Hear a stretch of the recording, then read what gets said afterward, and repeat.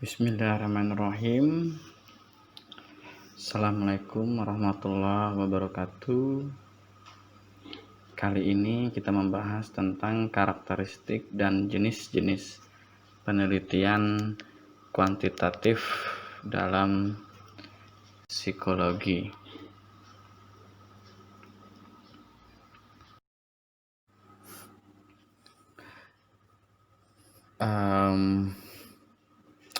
Berikut ini akan ditampilkan bagaimana rangkaian dalam suatu penelitian.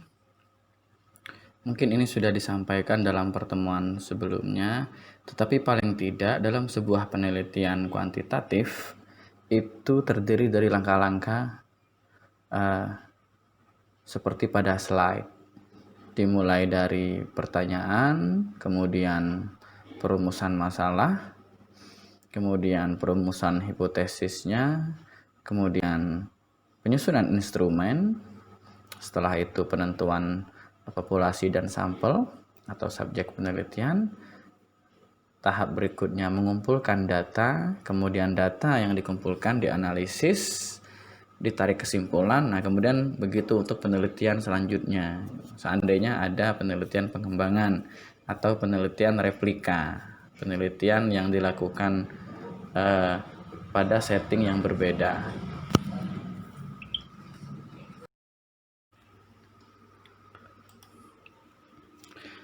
Nah, berikut ini ada persiapan sebelum kita melakukan penelitian kuantitatif.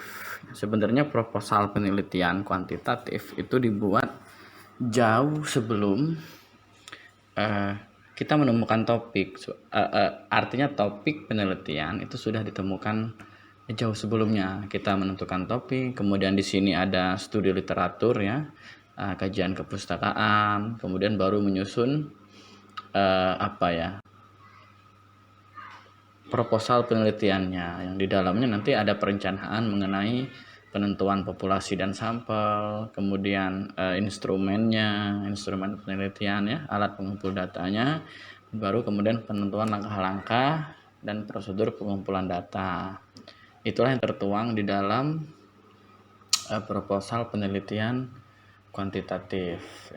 Ditambah lagi biasanya jika sudah ada teori di sana ya, di sana sudah ada teori, kita taruh teori sementara karena di sana nanti berperan penting dalam menentukan landasan operasional ya, definisi operasional dari sebuah konsep teoritik. Nah, dari definisi operasional itu nanti akan diturunkan menjadi akan dirumuskan hipotesis-hipotesis yang itu yang nantinya kita uji ya. Nah, sebelum kita lebih jauh dan memasuki kajian bagaimana kita menentukan topik penelitian, terutama dalam penelitian psikologi, nah kita butuh mengenali karakteristik penelitian kuantitatif itu.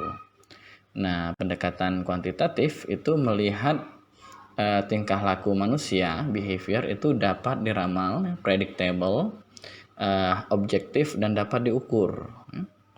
Oleh karena itu biasanya penggunaan penelitian kuantitatif itu dia menggunakan instrumen yang dalam istilah statistik disebut mempunyai validitas dan reliabilitas ya. Serta nanti analisisnya menggunakan analisis statistik ya, yang tepat. Jadi teknik analisis statistik yang tepat dan konsekuensinya jika teknik analisis statistik ini tidak tepat maka akan hancur.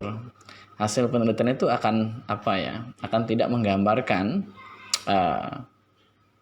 tidak memberikan gambaran, deskripsi, kesimpulan apapun tentang topik yang kita teliti. Karena antara topik, kemudian hipotesis, kemudian pengujian hipotesisnya dengan teknik statistik tertentu itu sangat dia harus sistematis, logis dan memang benar-benar ketat. Artinya sesuai dengan prosedur pengujian statistik. Berikut ini ada beberapa ciri ya, ciri utama penelitian kuantitatif. Ini bisa menjadi ciri, tetapi juga bisa sebagai panduan, ya, pemahaman awal bahwa misalnya yang pertama, penelitian kuantitatif itu menggunakan rancangan yang terstruktur, formal dan spesifik, serta mempunyai rancangan operasional yang mendetail, ya. Artinya di penelitian kuantitatif prosedurnya harus dituangkan jelas dalam usulan penelitian kalian, dalam proposal, ya. Jadi setiap penelitian kuantitatif itu harus dimulai dengan persiapan operasional yang matang, ya. Jadi artinya di dalam rancangan itu, dalam proposal itu ada masalah, batasan masalah, perumusan masalahnya, kegunaan penelitian, studi literaturnya, jenis instrumen, populasi dan sampel, serta teknik analisis. Jadi itu dituangkan dulu, itu sebagai prosedur dan itu mesti disepakati, artinya memang sudah disetujui oleh pakar. Dalam hal ini kalau mahasiswa mungkin dengan pembimbingnya atau dengan dosen akademiknya, ya, pembimbing akademik. Itu yang pertama. Jadi dia punya rancangan yang terstruktur, dan rancangan terstruktur itu sudah dimanapun kalian berada, artinya dia sudah berlaku standar desain, ya. Dia sudah terstandar seperti itu, dari mulai penentuan topik sampai nanti pembuatan alat ukurnya, serta pengujian validitas dan reliabilitas alat ukurnya.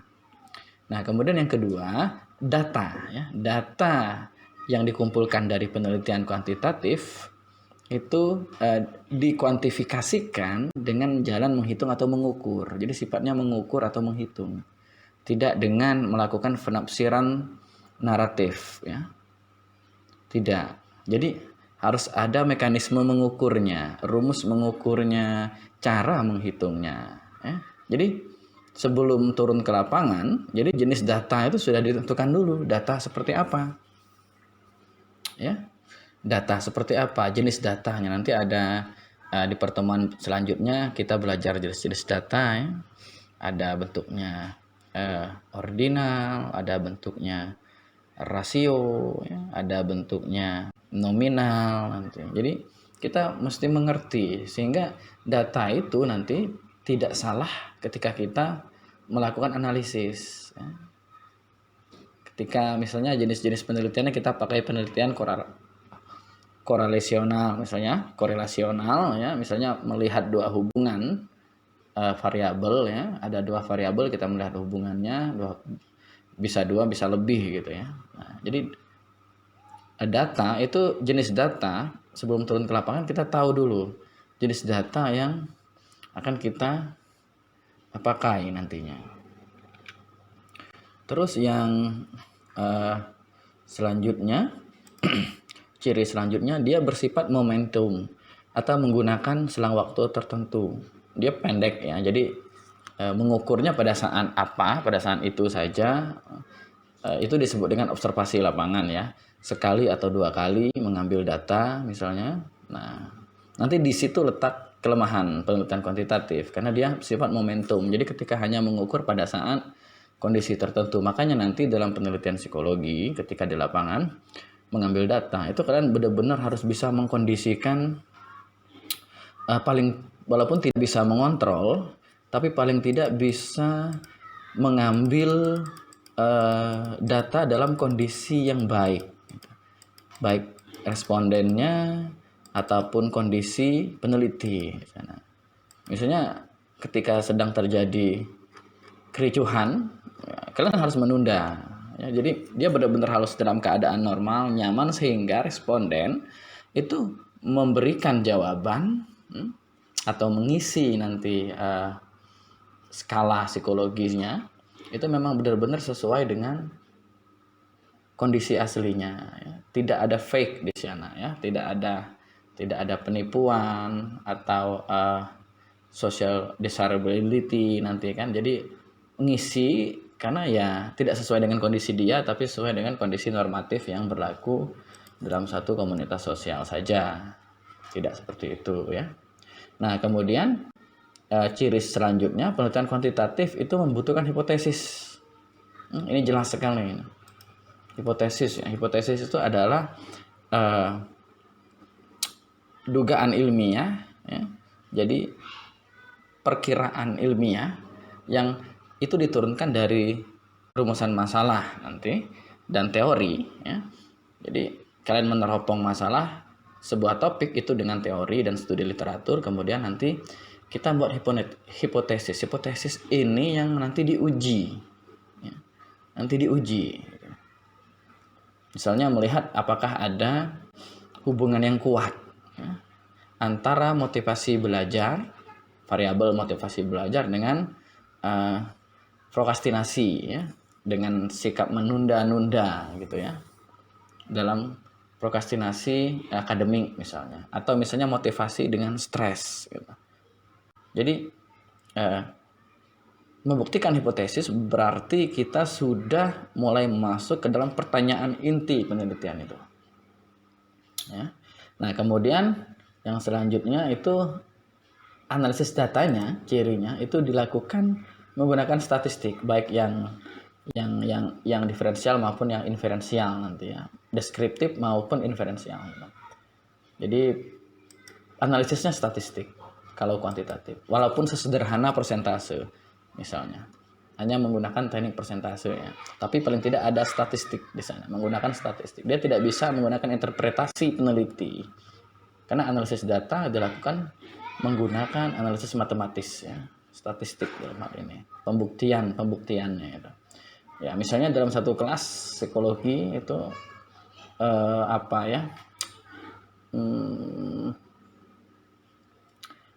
intelijensi misalnya, kecerdasan, hasil tes, kemudian motivasi berprestasinya, ada 3 variabel di sana ya, misalnya mempengaruhi hasil belajar berapa persen.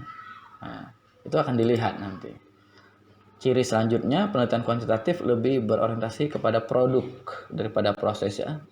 Jadi bagaimana orang belajar, pengalaman belajar itu tidak bisa diteliti dengan penelitian kuantitatif.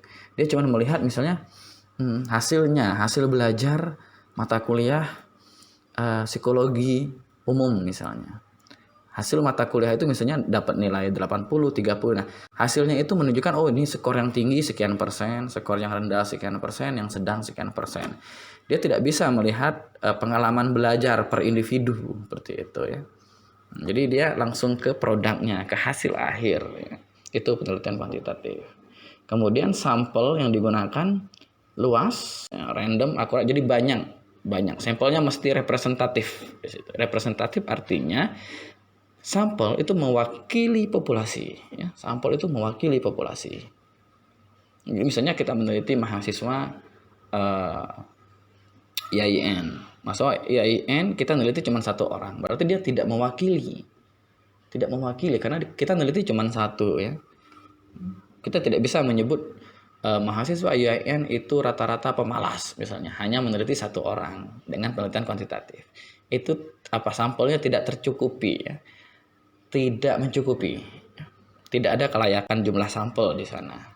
Nah, kemudian ciri selanjutnya, data dianalisis secara deduktif. Deduktif maksudnya, jadi hipotesis itu kan tadi diturunkan berdasarkan teori yang sudah ada ya. Hipotesis diturunkan berdasarkan teori, berdasarkan definisi operasional. Tentang teori itu kita gunakan berdasarkan penelusuran ilmiah ya, berdasarkan kajian pustaka kita terhadap topik yang ingin kita teliti. Nah, jadi dari topik kemudian ada rumusan masalah atau pembatasan masalah gitu kan. Dari sana nanti kita menggunakan teori apa, kemudian disusun definisi operasionalnya, dari sana nanti disusun hipotesisnya. Kita membuat hipotesis. Kemudian ciri yang selanjutnya, instrumennya itu ada pengujian, ada syarat instrumen, alat pengumpul data itu dalam penelitian kuantitatif dia mesti valid ya, punya validitas dan artinya dapat dipercaya validitasnya. Jadi ada cara memvalidasi. Kemudian nanti dia datanya reliable. Reliable itu artinya andal. Handal itu ajak dia. Dia ketika mengukur dalam satu rentang waktu yang berbeda, dia ajak, hasilnya ajak seperti itu. Itu alat ukur yang baik. Kemudian alat ukur tersebut ya atau instrumen ini mempunyai norma dan dia mesti praktis. Jadi ada validitas tertentu, nanti akan belajar di psikometri dan di statistik ya. Itu ciri-ciri penelitian kuantitatif. Kemudian kita masuk ke jenis-jenis penelitian kuantitatif ya. Ada berapa ya? Di sini ada 7 penelitian, tapi tidak semuanya nanti. Yang pertama penelitian eksploratif. Apa itu penelitian eksploratif? Ya. Nah, eksploratif ini studi penjajakan. Jadi dalam memantapkan konsep yang digunakan dalam ruang lingkup penelitian yang lebih luas. Ya. Jadi dia bersifat mengeksplorasi. Ya. Jadi mencoba menyediakan jawaban dari pertanyaan, mencari jawaban dari pertanyaan yang telah dirumuskan, kemudian dijadikan prioritas, ya, atau baseline, ya, batu pijakan untuk penelitian selanjutnya. Dia mengeksplorasi bahwa adakah misalnya dalam satu komunitas, misalnya di SMA mana, adakah tindakan bullying di sana. Kita hanya menanyain, eksplorasi sebenarnya. Kamu pernah dibully nggak? Kita definisikan dulu, disosialisasikan ke responden. Bully itu perisakan, ya, itu adalah bla bla bla bla. Kita tanya, pernah nggak kalian melakukan itu? Kita survei dulu misalnya, hasilnya ada ternyata. Nah, dari sana nanti kita, dari penelitian eksploratif ini kemudian bisa dijadikan sebagai batu pijakan untuk melakukan misalnya faktor apa saja sih yang menyebabkan bullying atau efek psikologis seperti apa. Nah, itu sangat ditimbulkan dari perilaku bullying ini. Itu dia bisa menjadi cornerstone, stepstone, bisa menjadi baseline untuk penelitian selanjutnya. Itu ciri penelitian eksploratif. Nah, selanjutnya ada penelitian deskriptif kuantitatif. Deskriptif kuantitatif itu apa? Deskriptif kuantitatif itu berbeda dengan eksploratif ya. Eksploratif dia mencoba mencari ada nggak isu di sana, benar nggak terjadi peristiwa A, benar nggak terjadi peristiwa B.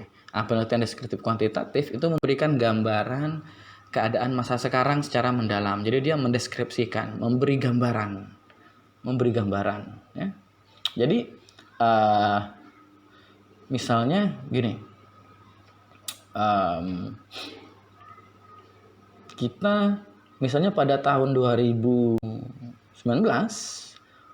frekuensi jumlah kejadian tawuran misalnya, atau misalnya remaja SMA menggunakan ibon misalnya di Pangkal Pinang meningkat tajam dan sudah banyak korbannya misalnya.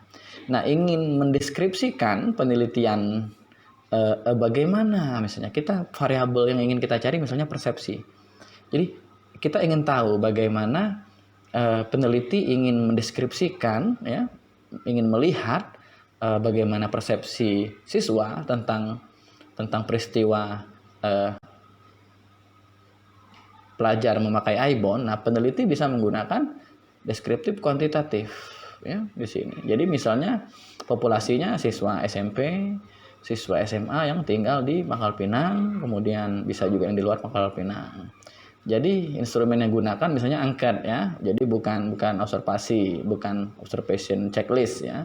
Tidak, tapi dia menggunakan kuesioner. Jadi memang misalnya kita lihat hubungan tentang mengisap ibon dengan misalnya motivasi belajar atau dengan prestasi. Ya, kita lihat misalnya hasil belajar, motivasi belajar dengan tinggi rendahnya tingkat siswa yang terjebak gitu ya, atau siswa yang terjebak dalam tawuran misalnya, seperti itu. Jadi dia memberikan gambaran representatif, memberikan gambaran bahwa ternyata semua, hampir sebagian besar, misalnya 60%, lebih dari 50% ya, misalnya 70% pelaku misalnya itu berpengaruh kepada motivasi belajar yang rendah. Atau misalnya ingin melihat persepsi, ternyata di antara seluruh sampel yang kita pilih, ya, responden yang kita pilih, sebagian besar itu tidak setuju dengan tindakan itu dengan berbagai alasan misalnya. Jadi melihat persepsi itu hasilnya adalah misalnya 70% siswa menganggap perbuatan itu perbuatan yang tidak baik misalnya. Nah, itu hasil persepsinya. Nah, itu yang disebut dengan deskripsi kuantitatif. Jadi analisisnya pun analisis deskriptif, berapa persen, kemudian seberapa besar, tinggi, sedang, rendah, seperti itu ya. Nah, kemudian penelitian selanjutnya penelitian korelasional atau disebut juga penelitian asosiasional ya, asosiatif ya. Yaitu tipe penelitian yang melihat hubungan atau korelasi antara satu atau beberapa variabel dengan variabel yang lainnya. Gunanya untuk menjelaskan tingkah laku atau meramalkan suatu hasil. Kalau tadi untuk deskripsi, untuk menggambarkan saja, misalnya persepsi pelajar di Pangkal Pinang bahwa mereka 80%, 70%, 90% misalnya angkanya, itu tidak setuju dengan kegiatan itu. Atau misalnya kita ingin melihat bagaimana persepsi siswa, persepsi mahasiswa terhadap penolakan Omnibus Law misalnya kan. Nah, ada yang setuju, ada yang berapa persen. Jadi dia hanya deskriptif, tidak bisa menjelaskan sesuatu, tidak bisa memprediksi. Tetapi begini, ketika kita melihat hubungan perilaku tawuran di kalangan remaja dengan motivasi belajar. Nah, ternyata misalnya ada hubungan. Semakin rendah motivasi belajar, maka akan mudah kemungkinan untuk terlibat tawuran akan semakin tinggi. Nah, itu ada hubungan artinya antara dua variabel ini. Itu yang disebut dengan penelitian korelasional atau asosiatif kan, atau asosional ya. Itu. Kemudian yang keempat, penelitian kausal komparatif. Ini penelitian yang bersifat ex post facto ya. Artinya dia data yang dikumpulkan itu setelah kejadiannya berlangsung ya, atau sehingga kejadian itu tidak dapat kita kontrol lagi ya. Misalnya dalam penelitian kausal komparatif itu ya, peneliti itu menjajaki ke belakang, ke masa peristiwa itu terjadi, apa-apa yang menjadi penyebab suatu peristiwa, kemudian atau yang menjadi objek penelitian, kemudian dibandingkan pada fenomena kelompok yang ada peristiwa pada kelompok yang tidak terjadi. Misalnya gini, kausal komparatif itu, misalnya pada peristiwa ini sebentar saya lihat, saya berikan contoh yang lebih mudah dipahami. Nah, penelitian kausal komparatif ini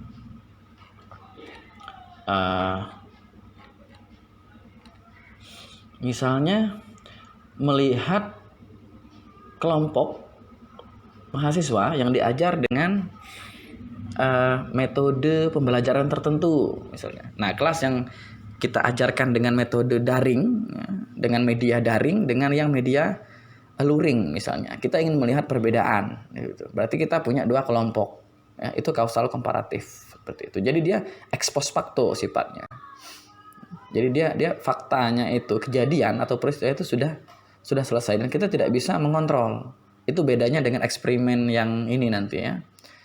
Jadi kita ingin melihat mahasiswa yang berasal dari pesantren dengan yang tidak berasal dari lulusan pesantren misalnya. Nah, kita tidak bisa lagi meneliti kemudian ada responden kita suruh masuk pesantren karena kejadiannya sudah selesai gitu ya. Dia ex post facto. Jadi kita ingin meneliti misalnya motivasi belajar antara mahasiswa yang berasal dari kalangan pesantren dan yang dari umum misalnya. Nah, itu penelitian kausal komparatif. Kemudian selanjutnya ada penelitian tindakan, action research ya.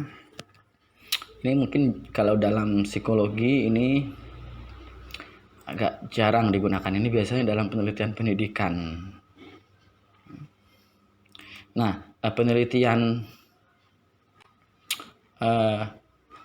tindakan ini merupakan penelitian praktis dia.